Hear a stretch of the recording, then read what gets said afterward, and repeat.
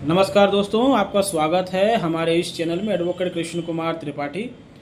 दोस्तों, छत्तीसगढ़ में घरेलू हिंसा के मामलों में जिनके ऊपर ये मुकदमा लगता है यानी पति और उसके परिवार के ऊपर, तो वहाँ पर जमानत लेने का नियम है।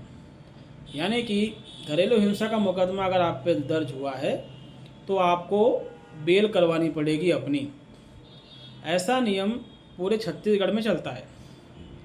हमारे पास एक छत्तीसगढ़ के क्लाइंट हैं, उनका नॉर्मली कॉल आता ही रहता है, महीने में कई बार आता है और लंबे समय से हमसे जुड़े हुए हैं। उनको हमने ये बात बताई थी कि घरेलू हिंसा में जमानत का कोई रूल नहीं है, क्योंकि प्रैक्टिकली डोमेस्टिक वायलेंस जो है वो एक सिविल लॉ है, क्रिमिनल नहीं, या कह सकते हैं कि क्वासी सिविल, जिसमें थोड़ा बहुत क्रिमिनल की कुछ मतलब सीआरपीसी के कुछ प्रोविज़न जो हैं वो लागू होते हैं। अदरवाइज वो पूरा सिविल प्रोसीजर है, उसमें जेल जैसी कोई चीज़ है नहीं। मेंटेनेंस ना देने की बात को थोड़ा साइड कर दिया जाए तो उसमें कोई गिरफ्तारी, जेल, जमानत जैसा कुछ भी नहीं है। तो हुआ कुछ ये कि जब उनको हमने चीज़ बताई तो उन्होंने कहा कि उन्होंने अपने वकील से बात करी तो उनके वकील ने कहा कि नहीं, ऐसा नहीं है, जज का डिस्क्रिशन होता है। डिस्क्रिशन मतलब विवेकाधिकार, जज के ऊपर डिपेंड करता है, जज चाहे तो कर सकता है फलाना ढिमका। मैंने कहा कि आपका वकील जो है वो गलत बोल रहा है, ऐसा नहीं होता है। डोमेस्टिक वायलेंस में जो है जमानत कोर्ट नहीं मांग सकती है। तो फिर उन्होंने हमसे एक एप्लीकेशन ड्राफ्ट करवाई, हमने एप्लीकेशन ड्राफ्ट करके उनको दे दी। उन्होंने अपने वकील से कहा कि इस एप्लीकेशन को लगाना है, तो वकील ने उस एप्लीकेशन को लगाने से मना कर दिया। बोला मैं नहीं लगा सकता, क्योंकि ये जज का डिस्क्रिशन होता है, ऐसी एप्लीकेशन मैं नहीं लगाऊंगा। तो जब उनके वकील ने मना कर दिया तो मैंने उनसे कहा कि आप खुद ही लगा दो। और उनकी डेट अभी नहीं थी, हालांकि डेट काफ़ी समय बाद की तारीख उनको मिली है, लेकिन उन्होंने कहा कि सर वकील तो मना कर रहा है। मैंने कहा आप स्वयं लगा दो और बीच में कभी भी जाके आप लगा सकते हो। तो मैंने उनको बताया कि अर्जेंट हेयरिंग की एप्लीकेशन साथ में लगा देना और इस एप्लीकेशन को लगा देना। और पूरी ड्राफ्टिंग मैंने करी थी। मैंने उसमें सब एक एक पॉइंट लिख दिया था, एक कुछ जजमेंट में डाल दिए थे, और ये भी लिख दिया था कि ऐसा प्रोविज़न डोमेस्टिक वाले उसमें है ही नहीं, और पूरे इंडिया में कहीं पर भी ऐसा नहीं होता, सिर्फ छत्तीसगढ़ में ऐसा होता है। इसके अलावा पूरे इंडिया में कहीं पर भी ऐसा रूल नहीं है कि घरेलू हिंसा के मुकदमे में बेल करवानी पड़े, जमानत करवानी पड़े।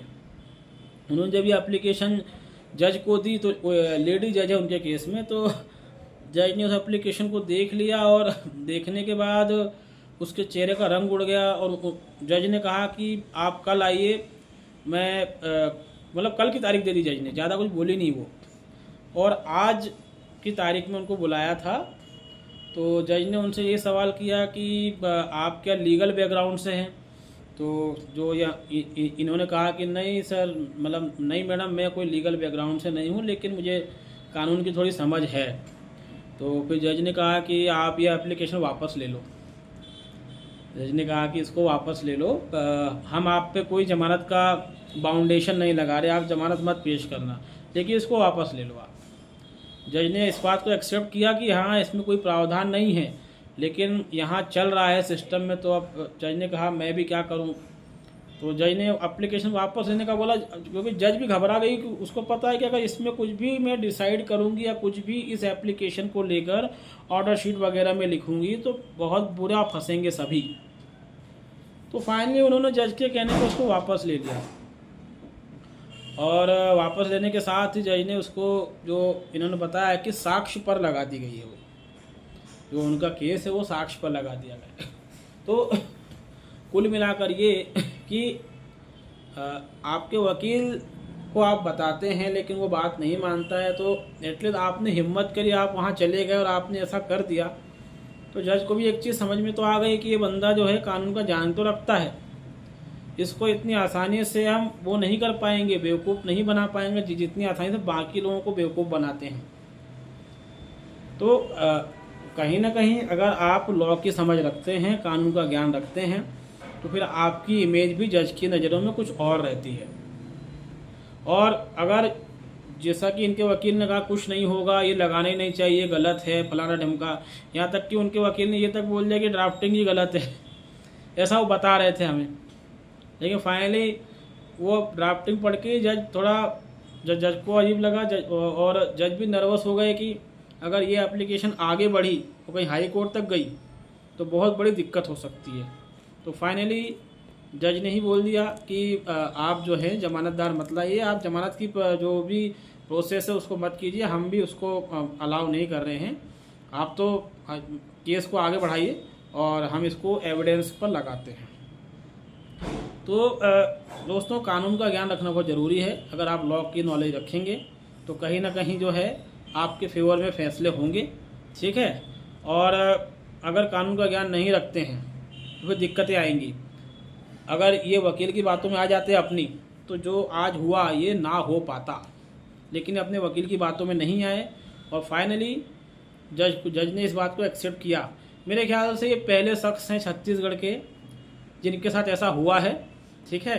वरना छत्तीसगढ़ में जितने भी लोगों पर घरेलू हिंसा का मुकदमा चल रहा है उन सब ने डोमेस्टिक वायलेंस में जमानत दी है और जमानतदार को लाए हैं, और जमानत के बदले जो भी प्रॉपर्टी है, ज़मीन है, एफडी वगैरह है या कोई घर की रजिस्ट्री है, उसको कोर्ट में पेश किया है। तो ये अब तक का मेरे ख्याल से पहला केस है छत्तीसगढ़ का।